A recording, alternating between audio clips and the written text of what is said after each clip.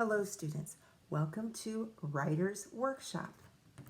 Today I want to talk to you about how you decide what to write in your small moment, in your story. And I'm wondering if this picture is giving you a clue about something you learned in kindergarten.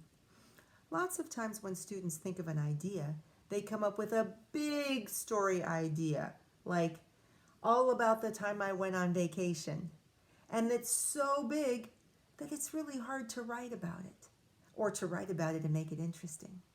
But if you zoom in on it, you can get a good story. So the idea is to ask yourself, is it a watermelon story or is it a seed story? Writers pull out just one tiny seed story from a big watermelon story. They help that seed grow into a small moment story by writing lots of details. And I want to give you an example of this looking at the book we've already read, Night of the Veggie Monster by George McClements. Now, George McClements could have written a big story all about his family having dinner. But instead, he really zooms in. And let me show you exactly how much he zooms in to write a seed story. So when the story begins, the family's getting ready to have dinner. And then, when the boy is going to start to turn into a veggie monster starts right here. So right here, George McClements zooms in on the moment that the little boy, his son, puts the pea in his mouth. And then all these things happen, all these details that make it really fun and exciting, right? He gulps, his fingers are wiggling, his eyes are watering, his toes are curling, he's squirming, and he transforms into a veggie monster ready to smash the chairs, tip the table, and gulp. So can you imagine that? From the moment that the pea touched his tongue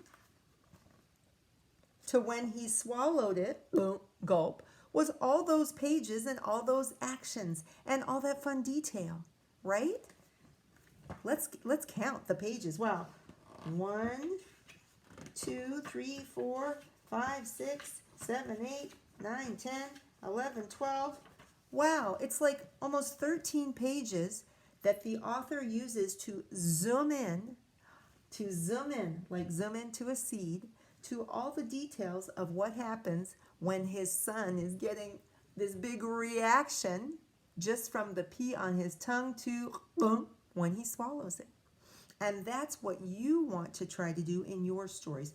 You want to make sure that you're not trying to tell a big watermelon story.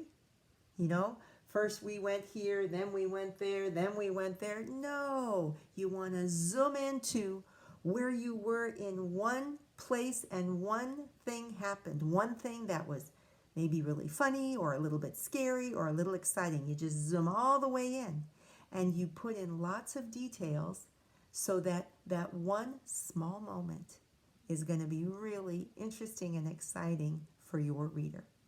So today, maybe you need to go back to what you've been writing about, or the next time you're thinking of something to write about, be sure that you're really zooming in to one moment in time. Remember, I gave you the example of the toothpaste cap falling and then my cat batting it around on the floor.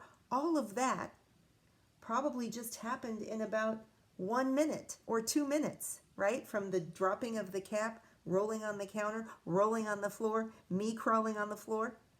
The whole story was only about 2 minutes long, what happened. But when you stretch it out and put in lots of details, you end up with a really cool small moment. I look forward to reading your next small moment. See you later.